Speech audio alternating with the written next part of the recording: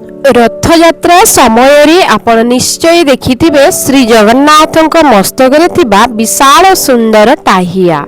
किंतु आपण जानती कि यह केवल एक अलंकार नुहे, यह पछरे रही शह शह वर्षर परंपरा, भक्ति और गभीर आध्यात्मिक महत्व।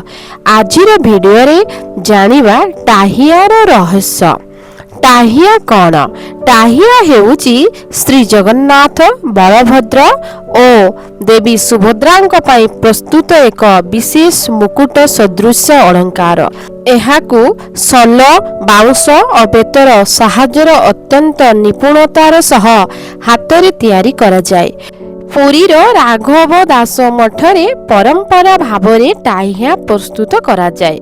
एठारे दक्ष सल कारीगर माने दिन दिन धरी परिश्रम करी एहाकू प्रस्तुत करती।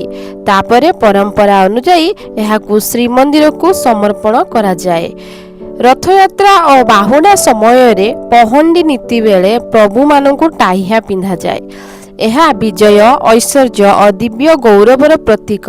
पहंडी समय रे प्रभुंक दलायमान चाली सह टाहियार भव्यता भक्त मानकू अपूर्व आध्यात्मिक अनुभूति देई थाए। टाहिया केवल गोटे साजसज्जा नुहे, यह श्री जगन्नाथ संस्कृतिर एक अमूल्य परंपरा जहाँ भक्ति, विजय और श्रीक्षेत्र गौरव को प्रतिफलित करे।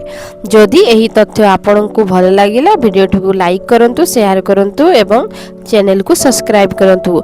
जय श्री जगन्नाथ।